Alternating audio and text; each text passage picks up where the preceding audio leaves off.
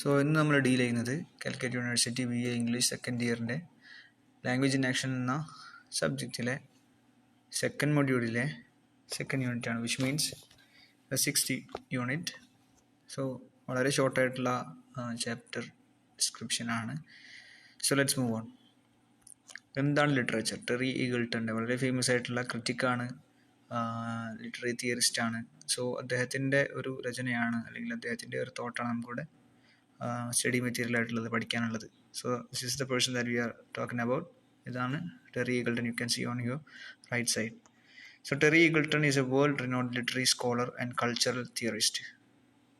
വളരെ ഫേമസ് ആയിട്ടുള്ള ലിറ്റററി സ്കോളറാണ്, കൾച്ചറൽ തിയറിസ്റ്റാണ്. So you have to underline and you have to write down the two main specialities, so two main career of Terry Eagleton. Literary scholar ആണ്, അതോടൊപ്പം തന്നെ cultural theorist ആണ്. He is A professor of English literature and department of English and creative writing.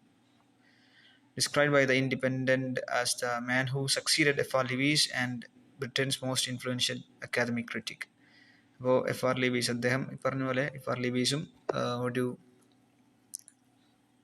ക്രിറ്റിക്കാണ്, അതുപോലെ തന്നെ തിയറിസ്റ്റാണ്. So അദ്ദേഹത്തിന് succeed ചെയ്ത് വന്നിട്ടുള്ള ആളാണ് ടെറി ഈഗിൾട്ടൺ എന്നാണ് പറയുന്നത്. There are many works by him which is still reading or still be taken as academic teaching, so academic learning materials. Okay, so Britain's most influential academic critic ആണ് അദ്ദേഹം. Earned his PhD at Cambridge University studying under noted critic Raymond Williams. Raymond Williams പറഞ്ഞ പോലെ തന്നെ വളരെ famous ആയിട്ടുള്ള, വളരെ not ചെയ്യപ്പെടേണ്ട ഒരു ക്രിറ്റിക്കാണ്. അദ്ദേഹത്തിന് കീഴിലാണ് അദ്ദേഹം PhD കാംബ്രിഡ്ജ് യൂണിവേഴ്സിറ്റിയിൽ നേടിയിട്ടുള്ളത്. അദ്ദേഹത്തിന് മേജർ വർക്ക്സ് എന്താണ്? You can just go through this slide. There are numerous writings by him, so you can just go through the slide and pause it. So about the essay, എന്താണ് what is literature എന്ന essay പറയുന്നത്? Taken from literary theory and introduction. 1983 എഴുതിയിട്ടുള്ള, 1983 Terry Eagleton എഴുതിയിട്ടുള്ള introduction, literary theory and introduction എന്നതിൽ നിന്ന് എഴുതിയിട്ടുള്ള ഒരു except ആണ് വാട്ട് ഈസ് ലിറ്ററേച്ചർ എന്ന നമുക്ക് പഠിക്കാനുള്ള ഭാഗം.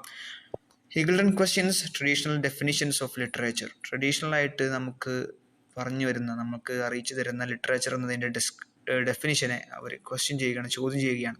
Challenges ideas that literature is defined by imagination, fictionality or creativity. ക്രിയേറ്റിവിറ്റിയും അതുപോലെ തന്നെ ഫിക്ഷനാലിറ്റിയും ഇമാജിനേഷനുമാണ് ലിറ്ററേച്ചർ എന്ന ഡെഫിനിഷനെ അദ്ദേഹം ചലഞ്ച് ചെയ്യുന്നു. Argues that such definitions are historically unstable and culturally constructed. They change over time and context.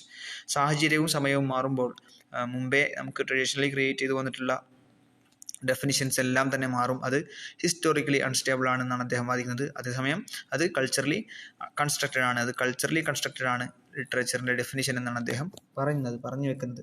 Suggest that literature can be better understood by distinctive use of language which deviates from ordinary speech.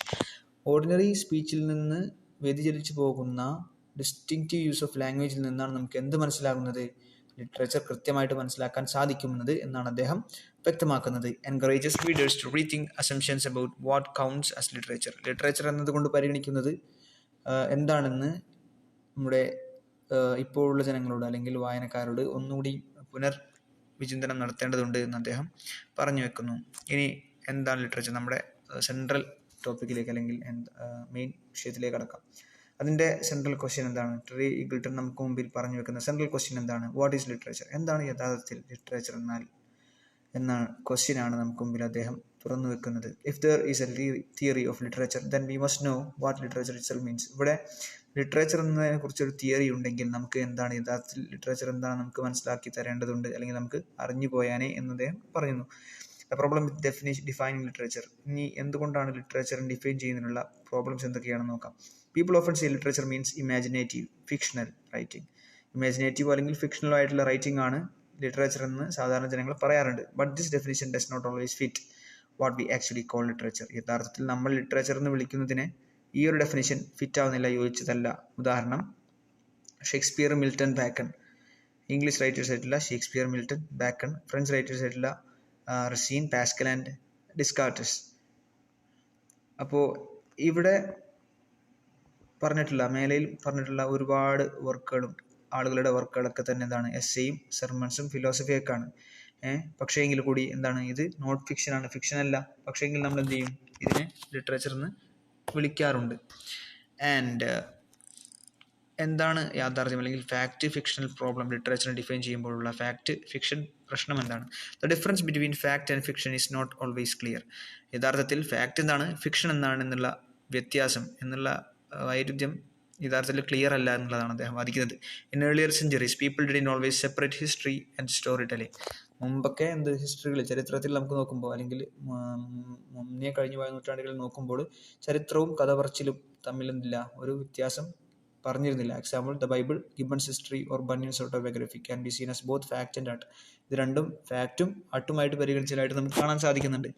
Some fictional works like Superman comics or romance novels are not considered literature even though they are stories. Stories ആണെങ്കിൽ കൂടി Superman കോമിക്സും romance നോവൽസും ഒന്നും തന്നെ ലിറ്ററേച്ചറായിട്ട് പരിഗണിക്കുന്നില്ല, അത് fictional വർക്കാണ്. So ഇവിടെ fictional work തന്നെ ലിറ്ററേച്ചറായിട്ട് പരിഗണിക്കുന്നില്ല എന്ന് അദ്ദേഹം വാദിക്കുന്നു. So calling literature just imaginative writing is too simple and limited. So അതുകൊണ്ട് തന്നെ ലിറ്ററേച്ചറിനെ ഇമാജിനേറ്റീവ് റൈറ്റിംഗ് എന്ന് പറഞ്ഞു വെക്കുന്നത് അല്ലെങ്കിൽ കേവലം ഇമാജിനേറ്റീവ് റൈറ്റിംഗ് ആണെന്ന് പറയുന്നത് സിമ്പിളും അതിൻ്റെ പരിധിയെ ചുരുക്കുന്നതുമാണെന്ന് അദ്ദേഹം പറയുന്നു. ന്യൂ അപ്രോച്ച്, അദ്ദേഹം പറഞ്ഞു വെക്കുന്ന പുതിയൊരു അപ്രോച്ച് എന്താണ്, സമീപനം എന്താണ്, literature and language. Eagleton suggest that literature is not defined by subject or truth but how it uses language. ഭാഷ ലിറ്ററേച്ചർ എങ്ങനെ യൂസ് ചെയ്യുന്നു, ഭാഷയെ ലിറ്ററേച്ചർ എങ്ങനെ ഉപയോഗപ്പെടുത്തുന്നു എന്നതനുസരിച്ചിട്ടാണ് ലിറ്ററേച്ചറിനെ നമ്മൾ എന്ത് ചെയ്യുന്നത്, ട്രൂത്താണോ അല്ലെങ്കിൽ എന്തെങ്കിലും വിഷയത്തിൽ അടിസ്ഥാനമാക്കി പറയുന്നതാണ് എന്ന് അദ്ദേഹം പറഞ്ഞു വെക്കുന്നത്. Literature is not defined by subject or truth but how it uses language. എങ്ങനെയാണ് ഭാഷ ഉപയോഗപ്പെടുത്തുന്നത് എന്നതിലാണ് ലിറ്ററേച്ചർ ഡിഫൈൻ ചെയ്യാൻ പറ്റുക. Literature uses language in special, creative and unusual ways. Special ആയിട്ടുള്ള, ക്രിയേറ്റീവ് ആയിട്ടുള്ള, അൺയൂഷ്വൽ ആയിട്ടുള്ള രൂപത്തിൽ എന്ത് ചെയ്യുന്നു, ലിറ്ററേച്ചർ ലാംഗ്വേജിനെ യൂസ് ചെയ്യുന്നു. റോമൻ ജാക്കബ്സൺ ഫേമസ് ക്രിറ്റിക്കാണ്, റഷ്യൻ ക്രിറ്റിക്കാണ്. അദ്ദേഹം പറയുന്നത് organised violence committed on ordinary speech. Organised അതായത് ലിറ്ററേച്ചർ എന്നാൽ അല്ല ഈ ഒരു അതായത് നമ്മൾ ഇതിനെ പറയുന്നല്ലോ ക്രിയേറ്റീവ് ആയിട്ടുള്ള, അൺയൂഷ്വൽ ആയിട്ടുള്ള, സ്പെഷ്യൽ ആയിട്ടുള്ള വേയിലൂടെ ലാംഗ്വേജിനെ യൂസ് ചെയ്യുന്നു. ഇതിനെ റഷ്യൻ ക്രിറ്റിക്കായിട്ടുള്ള റോമൻ ജാക്കബ്സൺ പറഞ്ഞു വെക്കുന്നത് organised violence committed on ordinary speech. Normal സ്പീച്ചിൽ അല്ലെങ്കിൽ നോർമൽ സംസാരത്തിൽ, നോർമൽ ആർട്ടിക്കുലേഷനിൽ വയലൻസ് നടത്തുന്നു എന്നുള്ളതാണ്. സോ അതായത് നോർമലിൽ നിന്ന് വ്യതിചലിക്കുന്ന അൺയൂഷ്വൽ ആവുന്നു അല്ലേ.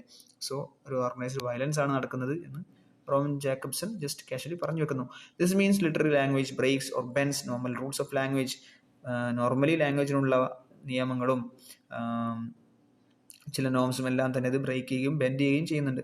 Example, if someone says at bus stop thou still unravished bridge of quietness, a line from Keats.